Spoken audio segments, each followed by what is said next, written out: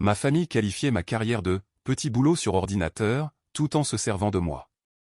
Ils ne se sont jamais attendus à ce que le PDG qu'ils avaient invité à dîner annonce que leur fille était la brillante fondatrice dans laquelle il avait investi des millions. Je m'appelle Hélène, j'ai 29 ans, je suis une femme. Je vis dans un petit appartement calme qui ressemble plus à un sanctuaire qu'à une maison. Le jour, je construis des mondes avec du code, travaillant comme développeuse de logiciels indépendante, ce qui semble beaucoup plus glamour que ça ne l'est en réalité. Pendant la majeure partie de ma vie, mon monde n'a pas été défini par ce que je créais, mais par ce que ma famille attendait de moi. Ceci est l'histoire de la façon dont j'ai finalement échappé à cette définition et leur ai montré, ainsi qu'à moi-même, qui je suis vraiment. Tout a atteint un point critique lors d'un dîner qu'ils pensaient organiser pour assurer leur avenir, mais qui a plutôt révélé une vérité qui a brisé leur monde. Avant que cette histoire ne se déroule, j'adorerais échanger avec vous. Veuillez me faire savoir dans les commentaires d'où vous regardez et quelle heure il est dans votre coin du monde. C'est incroyable de voir jusqu'où ces histoires peuvent voyager. En grandissant, ma maison familiale ressemblait moins à un lieu de chaleur qu'à un lieu de travail où j'étais la seule employée permanente et non rémunérée. Mes parents, Luc et Vanessa, étaient des maîtres des apparences. Pour le monde extérieur, ils formaient le couple parfait, mon père, un conseiller financier brillant qui arborait toujours un sourire confiant, et ma mère, une agente immobilière qui pouvait vendre un style de vie aussi facilement qu'elle pouvait vendre une maison. Ils vivaient dans une belle et vaste maison dans une banlieue chic, le genre d'endroit où les pelouses sont toujours vertes et les secrets bien gardés. Leur vie était une performance soigneusement orchestrée, et ils avaient distribué à leurs 2 filles des rôles très différents. Ma sœur cadette, Théa, était la vedette du spectacle. Elle était belle, charmante et populaire sans effort. À 24 ans, elle s'était autoproclamée influenceuse sur les médias sociaux, ce qui signifiait qu'elle passait ses journées à prendre des photos stylisées d'elle-même avec des produits que ses parents lui achetaient. Elle était leur fierté et leur joie, l'incarnation vivante du succès qu'ils voulaient projeter. Chacune de ces réalisations mineures était célébrée par des dîners somptueux et des éloges dithyrambiques. Son nombre d'abonnés était un sujet de conversation régulier lors des réunions de famille, discuté avec la même révérence que l'on pourrait utiliser pour les gains en bourse. Et puis il y avait moi. J'étais la technicienne de plateau, l'équipe en coulisses, la personne qui s'assurait que les lumières restaient allumées et que les accessoires étaient en place. Mon rôle était celui de l'utilité. Dès mon plus jeune âge, j'étais la responsable. Quand le Wi-Fi tombait en panne, il criait « Hélène, répare l'Internet ». Quand ma mère avait besoin d'une présentation de dernière minute pour une annonce immobilière, c'était « Hélène, tu es douée avec les ordinateurs. Fais-moi quelque chose rapidement ». Quand mon père n'arrivait pas à comprendre un nouveau logiciel à son cabinet, j'étais son support technique sur appel. J'étais aussi la chauffeuse de la famille, la personne qui faisait les courses, la cuisinière pour toutes les fêtes, et celle qui devait écouter patiemment pendant que ma mère se plaignait pendant des heures d'un client difficile ou que ma sœur s'inquiétait d'avoir perdu une 12aine d'abonnés. Mes accomplissements étaient accueillis par des hochements de tête polis et dédaigneux. Lorsque j'ai obtenu mon diplôme universitaire en informatique, mes parents ont organisé un petit barbecue obligatoire. L'événement principal, cependant, est rapidement devenu Théa, qui venait de décrocher un accord promotionnel avec une boutique locale. Mon diplôme a fini sur une table d'appoint, pour finalement être recouvert par un plat de salade de pommes de terre. Mon travail était un mystère pour eux, quelque chose que je faisais dans le noir sur un écran lumineux. Ils appelaient ça « jouer sur l'ordinateur ». L'argent que je gagnais était cependant assez réel pour eux. On me demandait souvent des « prêts » pour couvrir le paiement de la voiture de Théa ou la facture de carte de crédit de ma mère après une virée shopping particulièrement enthousiaste. Ces prêts n'étaient jamais remboursés. Une fois que je les mentionnais gentiment, ma mère a ricané. « Hélène, s'il te plaît » avait-elle dit en agitant une main dédaigneuse. C'est la famille. On ne tient pas les comptes. Mais ils tenaient les comptes. Ils tenaient un décompte courant de mes échecs à être à la hauteur de leurs standards. Je n'étais pas aussi gracieux socialement que Théa. Je ne m'habillais pas selon les dernières modes. Je préférais une soirée tranquille à la maison avec un bon livre aux fêtes bruyantes qu'ils aimaient organiser. J'étais un rouage fonctionnel dans leur machine, mais je n'étais pas un ornement scintillant qu'ils pouvaient exhiber. Cela n'a jamais été dit ouvertement, bien sûr.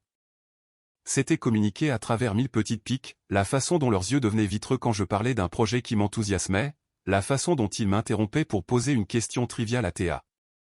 La façon dont il proposait mon temps et mes compétences sans jamais me le demander d'abord.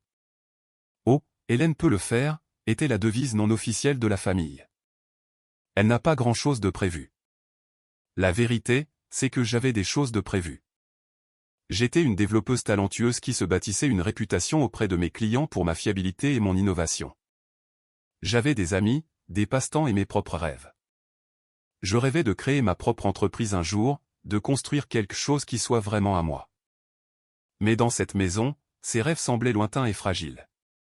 Mon ambition était traitée comme un passe-temps excentrique, quelque chose à tolérer jusqu'à ce que je trouve un mari convenable pour subvenir à mes besoins, un objectif que ma mère me rappelait fréquemment que je n'atteignais pas. Un incident particulièrement révélateur s'est produit il y a quelques années, lors de leur anniversaire de mariage. Ils avaient décidé d'organiser une grande fête, invitant tous leurs clients et voisins, tous ceux qu'ils voulaient impressionner. Théa était chargée de socialiser et d'être jolie. Mon travail consistait à aider les traiteurs, à gérer le bar et à nettoyer après. Pendant des semaines, ma mère m'a donné une liste de corvées.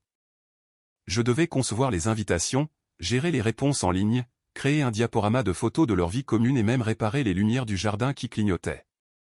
J'y ai passé des heures, sacrifiant mes propres délais de travail.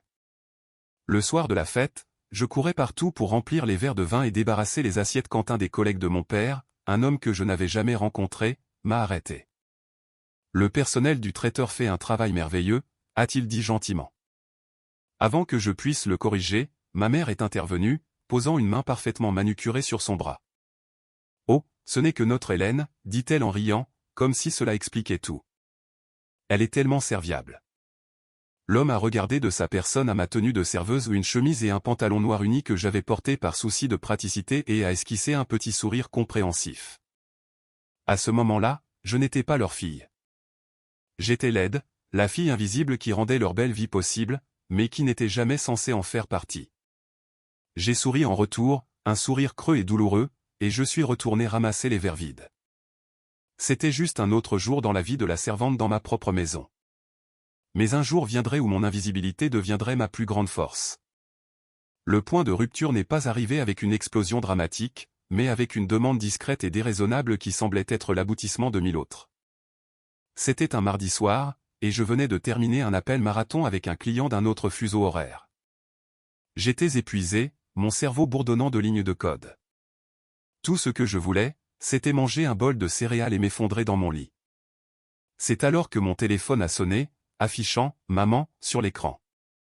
J'ai soupiré, sachant que ce ne serait pas une conversation rapide. « Hélène, Dieu merci, tu as répondu. » La voix de Vanessa était tendue d'une urgence fabriquée. « J'ai besoin de toi. Ton père et moi sommes dans une petite crise. » J'ai appuyé ma tête contre le mur frais de la cuisine. « Qu'est-ce qui ne va pas ? » « Nous venons de décrocher un dîner avec un homme très, très important, dit-elle, sa voix baissant à un murmure conspirateur. Il s'appelle Kevin Dubois. C'est une grosse pointure, un magnate de l'investissement. Ton père essaie d'obtenir un rendez-vous avec lui depuis des mois, et il a finalement accepté de venir dîner à la maison samedi prochain. Je voyais déjà où cela menait. D'accord, c'est super pour papa. C'est super pour nous tous, corrigea-t-elle. Si ton père peut le décrocher comme client, ce serait un coup énorme. Nous devons faire une impression parfaite. La maison doit être impeccable. La nourriture doit être 5 étoiles. Tout doit être parfait. J'ai attendu l'inévitable. Cela n'a pas tardé. Alors, voici le plan, a-t-elle poursuivi, sans même reprendre son souffle. Je m'occuperai de la décoration, et Théa sera notre charmante hôtesse. Nous avons besoin que tu t'occupes de la nourriture. Pas seulement la cuisine. Je veux dire, tout le menu, amuse-gueule, plat principal, dessert, tout le tralala. Quelque chose d'impressionnant. Je t'enverrai quelques idées que j'ai vues dans un magazine. Je me suis redressé, un œuf froid se formant dans mon estomac. Un repas à plusieurs plats pour un invité de marque était à des années-lumière de la préparation d'un gratin pour un repas de famille. Cela demandait des jours de planification, de courses et de préparation. Maman, je ne peux pas. La semaine prochaine, c'est impossible pour moi. J'ai une échéance de projet majeur. Je travaillerai jour et nuit, y compris le week-end. Le silence à l'autre bout du fil était lourd et froid. Quand elle a finalement parlé, sa voix était empreinte de déception. Hélène, je ne te demande pas de gravir une montagne. Je te demande de préparer le dîner pour ta famille. C'est important. C'est pour la carrière de ton père. Je comprends ça, mais j'ai aussi une carrière, ai-je dit, ma voix plus ferme que je ne l'avais prévu. Mes clients comptent sur moi. Je ne peux pas tout laisser tomber. Un rire sec et sans humour a crépité au téléphone. Ne sois pas si dramatique. Ton petit boulot sur ordinateur peut attendre. Tu t'assois dans ta chambre et tu tapes. C'est une opportunité réelle et tangible pour cette famille, pour l'avenir de Théa, pour notre sécurité. Tu dois voir la situation dans son ensemble. L'expression « ton petit boulot sur ordinateur » a été comme une gifle. Le travail qui payait mon appartement, mes facturés, le plus souvent, les prêts qu'il demandait, étaient rejetés comme un passe-temps trivial. Toutes les années de mon dur labeur, les nuits blanches, le stress de gérer ma propre entreprise indépendante, tout cela ne valait rien à ses yeux. C'était juste une chose qui m'empêchait de remplir mon vrai devoir, qui était de les servir. Ce n'est pas un petit boulot, ai-je dit, ma voix tremblant légèrement de colère. C'est mon gagne-pain, et je te le dis, je n'ai pas le temps. Prends le temps, a dit mon père, Luc, sa voix résonnant soudainement d'un haut-parleur que je n'avais pas réalisé qu'il était allumé. Ta mère a raison. Ce n'est pas juste un dîner. C'est un mouvement stratégique. Kevin Dubois pourrait tout changer pour nous. Nous avons besoin que tu sois à la hauteur. Nous ne demandons pas grand-chose. Pas grand-chose. Ils me demandaient de sacrifier mes engagements professionnels pour consacrer mon temps et mon énergie à leur stratagème, pour jouer une fois de plus le rôle de la servante dévouée afin qu'ils puissent monter leur spectacle. Ils ne demandaient pas, ils exigeaient. Ils voyaient ma vie, ma carrière et mon temps comme des ressources à déployer à leur convenance. Pourquoi ne pouvez-vous pas engager un traiteur, ai-je demandé, dans une dernière tentative désespérée de raisonnement. Vanessa a ricané. Un traiteur? Ne sois pas ridicule. C'est si impersonnel. Un repas fait maison montre de l'attention. Ça montre des valeurs familiales. C'est l'image que nous devons présenter. De plus, pourquoi paierions-nous une fortune à un étranger alors que nous t'avons? La dernière phrase est restée en suspens. Alors que nous t'avons. Je n'étais pas une fille. J'étais un atout, un fournisseur de services internes et gratuits.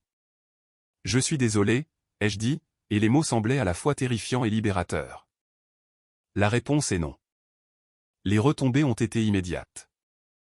Ma mère m'a accusé d'être égoïste et ingrate. Mon père m'a dit que je laissais tomber toute la famille. Ils ont évoqué tout ce qu'ils avaient fait pour moi, présentant leurs devoirs parentaux comme des dettes que je refusais maintenant de rembourser. La conversation s'est terminée par ma mère disant, sa voix dégoulinant de venin, « Très bien. Nous nous en occuperons nous-mêmes. Mais ne viens pas pleurer chez nous quand tu réaliseras qui est ta famille. Certaines personnes ne comprennent tout simplement pas la loyauté. » Elle a raccroché. Je suis resté là, dans ma cuisine sombre, le téléphone toujours collé à mon oreille, tremblant d'un mélange de rage et de chagrin. Pendant des années, j'avais accepté mon rôle. J'avais cuisiné, nettoyé, réparé et financé, tout cela pour quelques miettes d'affection qui venaient rarement. Je leur avais permis de minimiser ma vie pour que la leur puisse paraître plus grandiose. Mais cette nuit-là, leur mépris désinvolte pour ma carrière, pour mon identité en dehors d'eux, était une faveur de trop. C'était une ligne tracée dans le sable. Ils avaient clairement indiqué que ma seule valeur résidait dans le service que je leur rendais. Et j'ai finalement réalisé que si je voulais un jour avoir ma propre vie, je devais cesser de servir la leur. La décision était prise. Je devais m'éloigner, non seulement du dîner, mais de toute la dynamique. La fille invisible était sur le point de disparaître pour de bon. L'appel téléphonique n'était pas une fin, mais un début. Après avoir raccroché, la colère ne s'est pas dissipée. Elle s'est solidifiée en une résolution froide et dure. Pendant des années, j'avais vécu dans un état réactif, répondant aux besoins et aux demandes de ma famille. J'avais laissé leur définition de moi devenir ma réalité. Cette nuit-là, j'ai décidé d'arrêter de réagir et de commencer à construire. J'ai éteint mon téléphone, ignorant le barrage de textos culpabilisants que je savais arriver. Pour la première fois, leur drame n'était qu'un bruit lointain, et je coupais le son. Mon Petit boulot sur ordinateur est devenu mon sanctuaire. Je me suis plongé dans le projet que j'avais été forcé de défendre, un logiciel complexe pour une entreprise de logistique. J'ai déversé toute ma frustration et ma peine dans mon travail, trouvant un sentiment de contrôle et de but dans les lignes de code propres et logiques. J'ai respecté mon échéance et le client était ravi. Ils m'ont payé une belle prime et, plus important encore, m'ont donné un témoignage élogieux qui a immédiatement attiré d'autres contrats bien rémunérés. Mon entreprise indépendante a commencé à se développer, et ma confiance aussi. Avec les revenus supplémentaires, j'ai commencé à investir, non pas en bourse comme mon père l'aurait conseillé, mais en moi-même. J'ai suivi des cours en ligne en gestion d'entreprise et en marketing. J'ai assisté à des conférences technologiques, nouant des contacts avec des gens qui ne me voyaient pas comme l'assistante, mais comme une paire. C'étaient des gens qui étaient enthousiasmés par les mêmes choses que moi, qui comprenaient le langage que je parlais. Ils voyaient ma passion non pas comme un passe-temps excentrique, mais comme une compétence précieuse. C'est pendant cette période de concentration intense qu'une idée que je nourrissais depuis des années a commencé à prendre forme. Elle était née de mes propres frustrations en tant qu'indépendante, une plateforme de gestion de projets conçue spécifiquement pour les entrepreneurs indépendants et les petites équipes technologiques. Elle simplifierait la communication, la facturation et le partage de fichiers, le tout en un seul endroit. Je savais que c'était une bonne idée, mais avant, ça avait toujours été un projet pour un jour. Les besoins constants de ma famille avaient toujours semblé plus urgents. Maintenant, plus rien ne se dressait sur mon chemin. J'ai passé mes nuits et mes week-ends à dessiner l'interface utilisateur, à construire un prototype et à rédiger un plan d'affaires. Le nom m'est venu un soir alors que je déboguais une partie de code particulièrement délicate. J'ai finalement trouvé l'erreur et, d'un seul clic, tout le programme a fonctionné parfaitement. C'était ça. Ce sentiment de résoudre un problème complexe avec une solution élégante. Mais c'était aussi une métaphore pour ma propre vie. Une décision, un clic, dans mon esprit, avait tout changé. J'ai décidé d'appeler l'entreprise Solutions Novatrices, un nom tourné vers l'avenir et positif. La première année a été un tourbillon de nuits blanches alimentées à la caféine et de travail acharné. J'ai quitté mon petit appartement pour un autre légèrement plus grand qui avait une chambre d'amis que j'ai transformé en bureau dédié. J'ai embauché mon premier employé, un jeune codeur brillant que j'ai rencontré lors d'une conférence, puis un autre. En 2 ans, Solutions Novatrices était passé de ma chambre d'amis à un petit bureau loué en centre-ville. Nous étions une vraie entreprise. Pendant ce temps, mes contacts avec ma famille étaient minimes. Après quelques mois de silence fâché, ils avaient changé de tactique. Ma mère appelait et laissait des messages vocaux larmoyants sur combien je lui manquais. Mon père envoyait des textos avec de vieilles photos de famille légendées, tu te souviens des bons moments? Théa m'a même contacté pour me demander de l'aide avec son nouveau site web, une offre que j'ai poliment déclinée. Je les ai gardés à distance, leur donnant des réponses vagues et non engageantes sur ma vie. Je leur ai dit que mon travail d'indépendante se passait bien. Je n'ai jamais mentionné l'entreprise, le bureau ou mes employés. C'était mon secret, un monde qu'ils ne pouvaient pas toucher, critiquer ou diminuer. Mon succès me semblait fragile, et j'étais terrifié à l'idée que si je le leur exposais, ils trouveraient un moyen de le gâcher, soit en s'en attribuant le mérite, soit en demandant de l'argent, soit en omettant simplement de le reconnaître. Solutions Novatrices se développait plus vite que je n'aurais pu l'imaginer. Nous avons obtenu notre premier tour de financement de démarrage d'une petite société de capital risque. La validation était enivrante. C'étaient des gens d'affaires sérieux, et ils croyaient en moi. Ils croyaient en ma vision. Ils me voyaient comme une leader, une fondatrice, une PDG. Plus j'entrais dans ce rôle, plus l'ancienne Hélène, l'assistante, s'estompait. J'ai appris à déléguer, à négocier, à commander une salle. Je ne construisais pas seulement une entreprise, mais une nouvelle version de moi-même. Le test ultime est arrivé lorsque mon directeur commercial m'a dit que nous avions besoin d'un plus grand apport de capital pour nous développer et rivaliser avec de plus gros acteurs. Il avait identifié une société d'investissement de premier plan qui avait un fort intérêt pour les technologies émergentes. La société était Capital Fournier. Mon directeur les avait déjà contactés et ils étaient intéressés. Ils voulaient organiser une rencontre entre moi et leur PDG. J'ai ressenti un choc en voyant le nom sur l'invitation à la réunion. C'était un nom que je reconnaissais. Le PDG de Capital Fournier était Monsieur Marc Fournier. Attendez, non, ce n'était pas le nom que ma mère avait dit. J'ai mentalement repassé cet appel téléphonique fatidique. Le nom n'était pas Fournier. C'était Dubois. Kevin Dubois. Pendant un instant, j'ai ressenti un étrange sentiment de soulagement, mais aussi de confusion. Avais-je mal mémorisé? Peu importait. L'opportunité était trop grande pour la laisser passer. Le clic qui avait tout déclenché m'avait mené ici, à un moment qui pourrait assurer l'avenir de tout ce que j'avais construit. Je n'avais aucune idée que ce chemin était sur le point de faire une boucle et de croiser le passé que j'avais si ardemment essayé de laisser derrière moi. La réunion avec la société d'investissement a été un succès. Ils ont été impressionnés par la croissance de solutions novatrices et ma vision pour l'avenir. Ils ont accepté un investissement important, un investissement qui nous permettrait d'embaucher plus de personnel, d'étendre notre marketing et de devenir un concurrent sérieux dans le secteur technologique. Je n'étais plus seulement la fondatrice d'une petite start-up. J'étais la PDG d'une entreprise qui avait de l'avenir. La validation était immense, mais j'ai gardé mon succès secret, ne le partageant qu'avec mes amis proches et mon équipe. Ma famille est restée dans l'ignorance.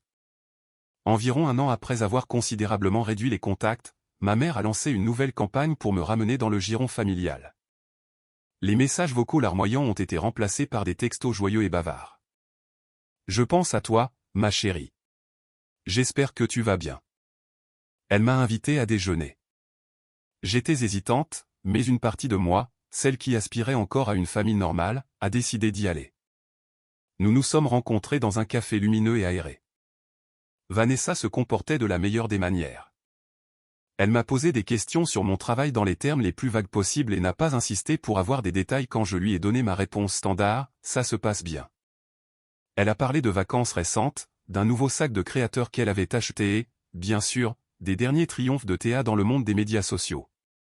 Tout était superficiel, mais c'était paisible. Pendant un instant fugace, je me suis permis d'espérer que les choses pourraient être différentes. C'est devenu notre nouvelle normalité, une relation soigneusement gérée et à faible enjeu. Nous déjeunions environ une fois par mois. J'assistais occasionnellement à un dîner d'anniversaire en famille. J'ai appris à naviguer dans les conversations, gardant ma vie privée tout en hochant la tête à leurs histoires. J'étais toujours la Hélène calme et sans prétention à leurs yeux, la fille avec le petit boulot sur ordinateur. C'était un rôle que j'étais maintenant heureuse de jouer, car il agissait comme un bouclier, protégeant ma vraie vie de leur influence. L'illusion s'est brisée un dimanche après-midi. J'étais passé chez mes parents pour déposer un cadeau d'anniversaire pour mon père. C'était la première fois que je remettais les pieds dans la maison depuis plus de 2 ans. En entrant, Vanessa était au téléphone dans la cuisine, le dos tourné vers moi. Elle parlait à voix basse, d'un ton excité, et ne m'a pas entendu entrer. « Non, tout est prêt pour samedi », disait-elle. Luc travaille là-dessus depuis des lustres. Kevin Dubois est notoirement discret, mais Luc a réussi à obtenir une introduction par un copain de golf. Ce dîner doit être parfait. Kevin Dubois. Le nom de cet appel téléphonique infâme d'il y a des années, le nom que j'avais cru avoir mal mémorisé. Un frisson glacial m'a parcouru l'échine. Vanessa a continué, Théa sera là, bien sûr. Elle sera une excellente distraction, maintiendra une conversation légère. Et Hélène vient aussi. Elle a fait une pause, et sa voix a baissé, empreinte d'un mélange familier de condescendance et de stratégie. Oui, elle revient enfin à la raison. Elle se tiendra à carreau. C'est bien de l'avoir là. Ça nous donne l'air d'une famille solide et traditionnelle. Tu sais comment sont ces vieux riches. Ils adorent ça. Je me suis figé dans le couloir, ma main serrant le sac cadeau si fort que mes jointures sont devenues blanches. Tout s'est mis en place. La chaleur soudaine, les déjeuners, les invitations, tout était un mensonge. Il ne s'agissait pas de mon absence qui leur manquait. Il s'agissait d'avoir besoin de moi comme accessoire pour leur prochaine grande performance. Ils me recastaient dans la pièce de théâtre familiale, cette fois dans le rôle de la fille calme et dévouée pour compléter leur portrait de famille parfait pour un client potentiel fortuné. Je suis sorti discrètement du seuil de la porte et je suis resté dans le hall, mon cœur battant à tout rompre. J'avais besoin d'en savoir plus. J'ai attendu de l'entendre raccrocher, puis je suis entré avec un grand sourire faux. « Salut, maman. Je dépose juste ça pour papa. » Elle a sursauté, surprise, mais c'est vite reprise. Hélène. Tu aurais dû dire que tu étais là. Je ne voulais pas interrompre ton appel, ai-je dit nonchalamment, en posant le sac sur le comptoir. On dirait que tu as de grands projets pour samedi. Ses yeux se sont illuminés. Oh, oui. Ton père reçoit un associé très important pour le dîner. Il s'appelle Kevin Dubois. Un homme merveilleux. Nous adorerions que tu sois là. Juste un dîner de famille tranquille. Les pièces s'emboîtaient avec une clarté horrifiante. Quelques semaines auparavant, mon propre directeur des opérations avait mentionné en passant que notre investisseur principal, M. Dubois, envisageait un changement de gestion de patrimoine personnel et avait demandé des recommandations. Mon père, Luc, a dû en entendre parler par son réseau professionnel et y a vu l'opportunité d'une vie. Il essayait de décrocher comme client personnel le PDG qui soutenait mon entreprise. Et le plus écœurant ? Il n'en avait aucune idée. Il ne savait pas que, l'homme important, qu'ils essayaient si désespérément d'impressionner était déjà profondément investi dans le succès de leur fille, sans prétention. Une colère lente, plus froide et plus aiguë que tout ce que j'avais ressenti auparavant, s'est allumée en moi. Ils n'avaient pas changé du tout. Ils étaient juste devenus meilleurs pour cacher leur motivation. Ils me voyaient toujours comme un outil, un moyen pour parvenir à leur fin. Ils pensaient que j'étais la même fille calme et docile qui cuisinerait leurs repas et réparerait leurs ordinateurs. Ils étaient sur le point de découvrir à quel point elle avait changé. Un dîner de famille, ai-je demandé, ma voix dangereusement douce. J'adorerais venir. Ma mère a rayonné, le soulagement se lisant sur son visage. Merveilleux. Ce sera si bon de t'avoir là. Oh, ce serait bon d'être là, pensais-je. Ce ne serait pas juste un dîner de famille. Ce serait une performance finale.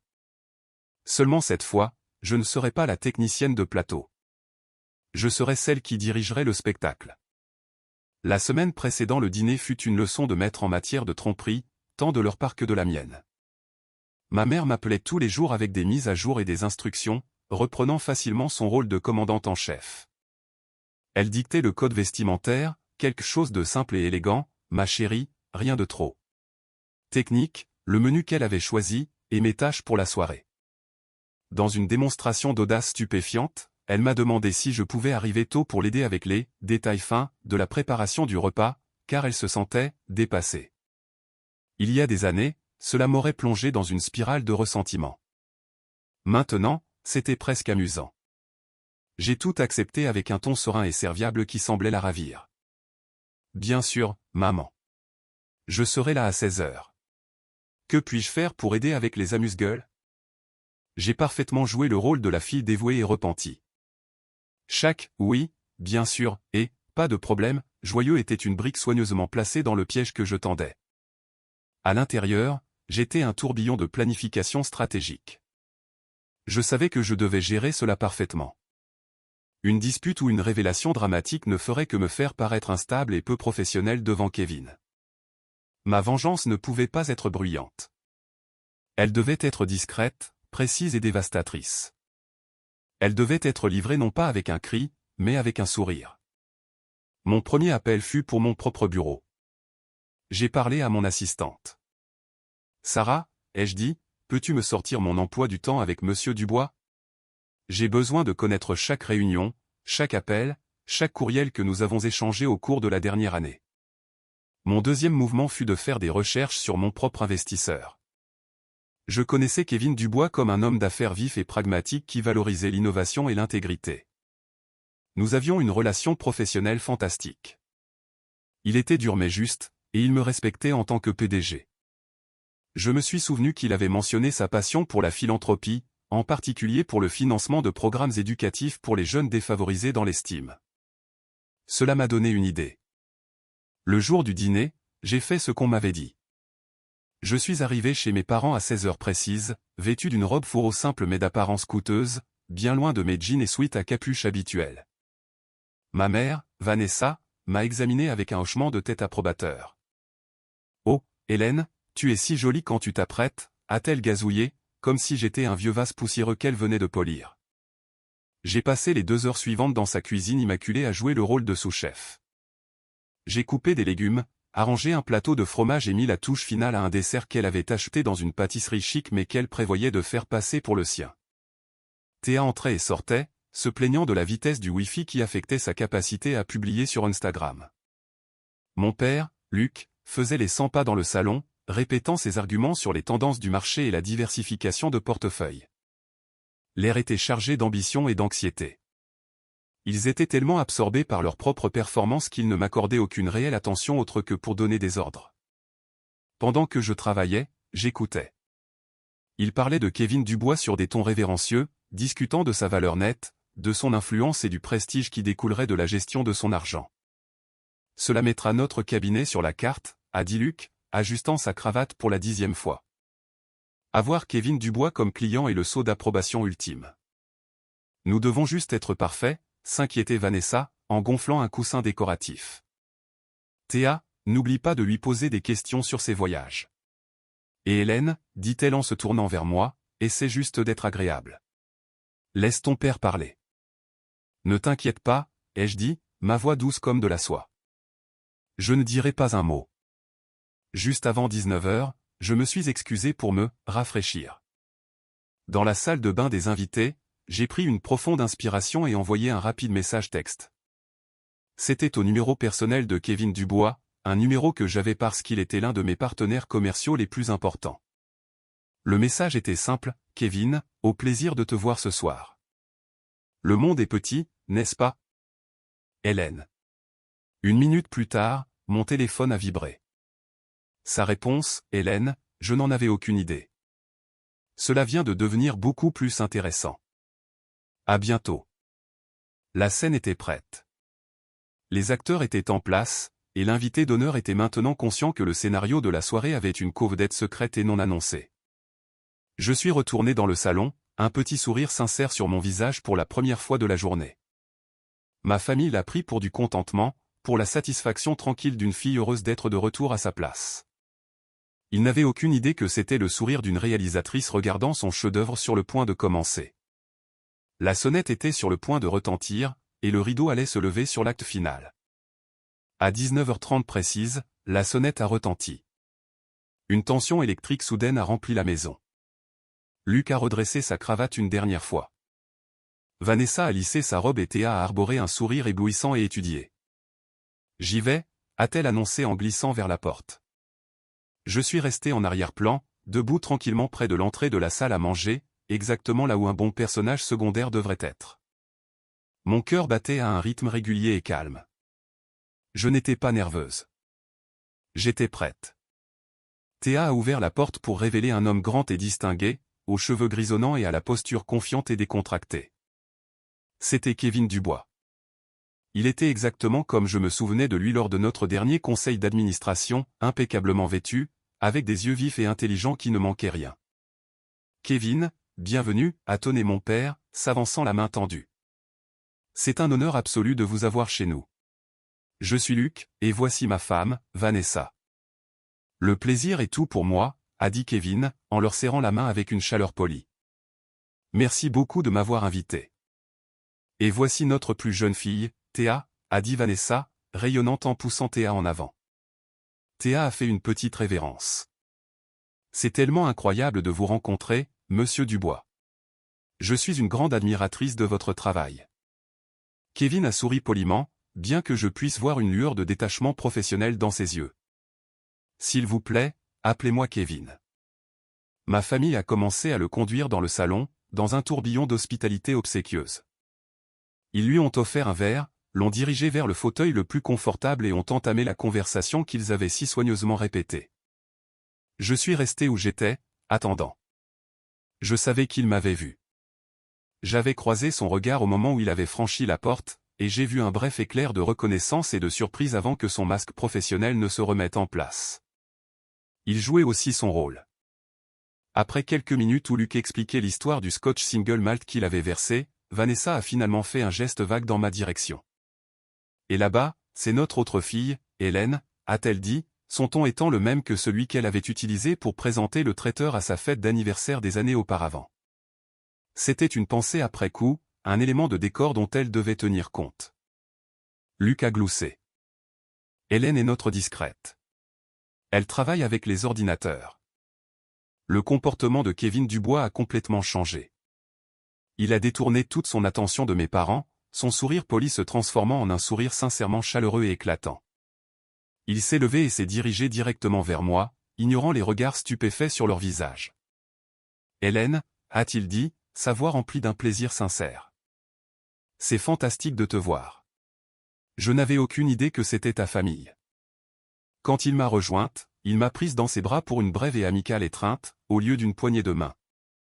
C'était un geste de respect professionnel familier et profond. J'ai souri en retour. « Kevin, c'est bon de te voir aussi.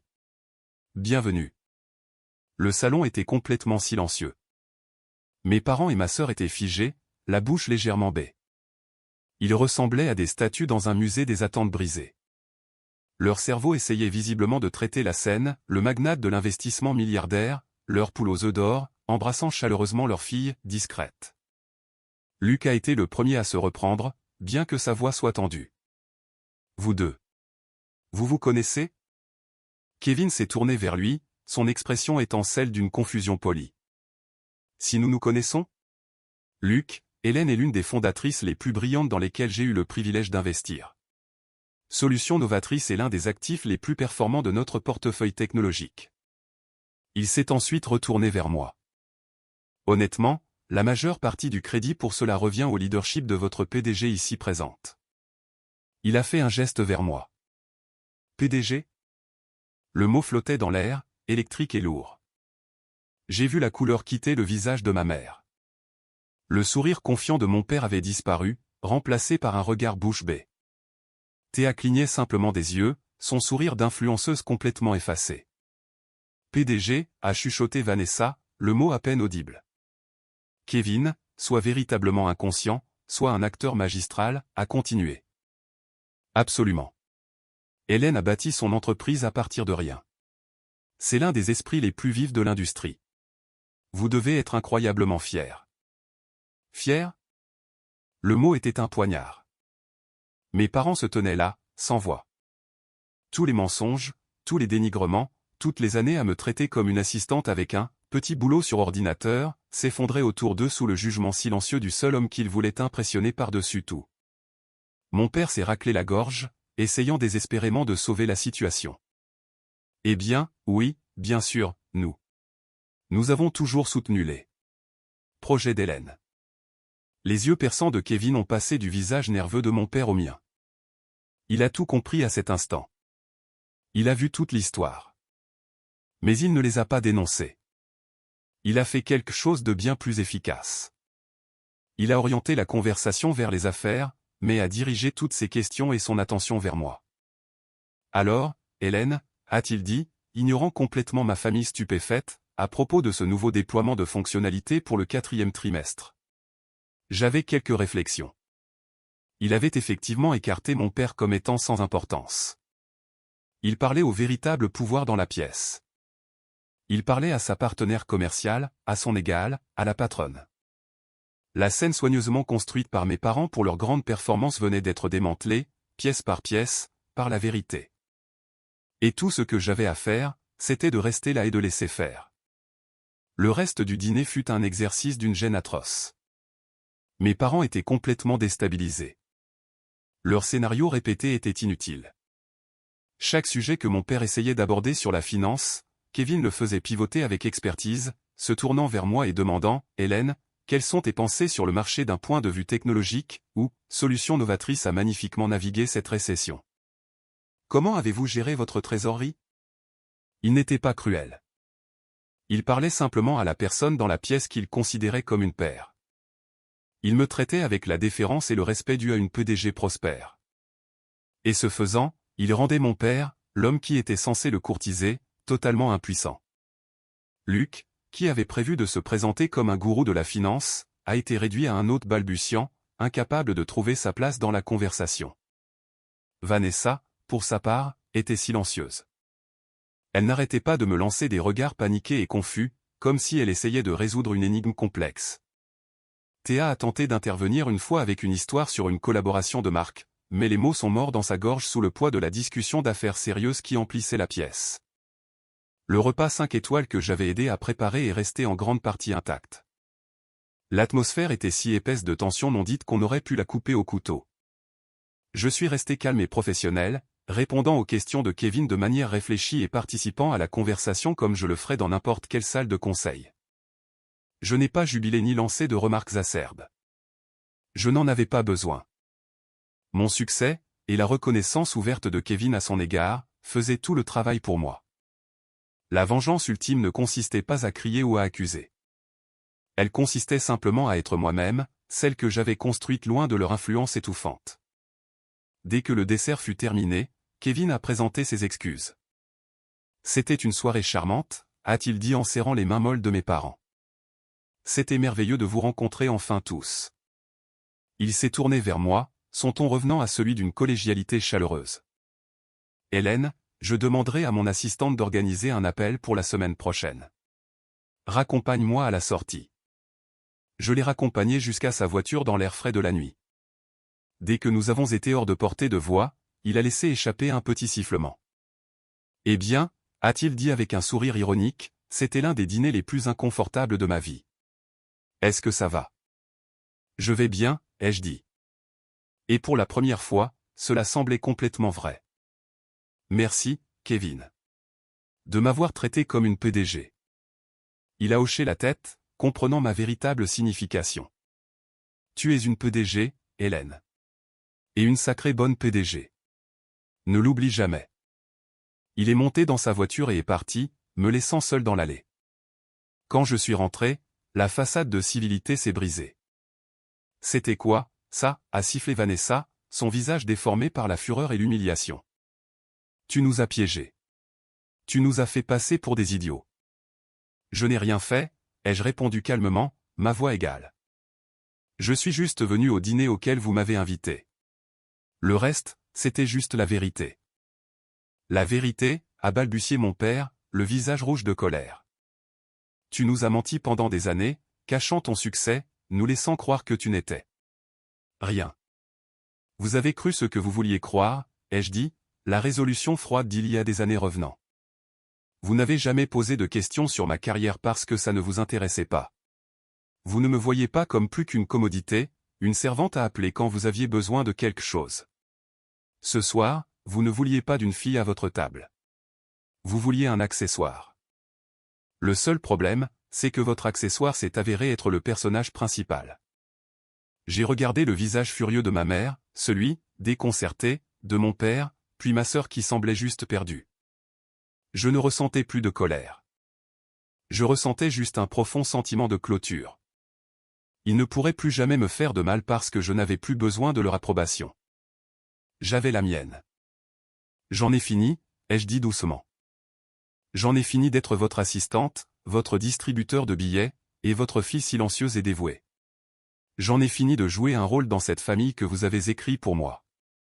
J'ai ma propre vie maintenant, une vie que je me suis construite. Je n'ai pas attendu de réponse. Je suis sorti de leur maison parfaite pour la dernière fois, les laissant debout au milieu des ruines de leur soirée méticuleusement planifiée. En m'éloignant en voiture, je n'ai pas regardé en arrière. Je fermais un chapitre, non seulement sur ma famille, mais sur la personne que j'étais. La porte se fermait sur la servante, l'assistante, la fille invisible. Et une nouvelle s'ouvrait en grand, révélant un avenir que j'écrirais entièrement selon mes propres termes, en tant que patronne de ma propre vie.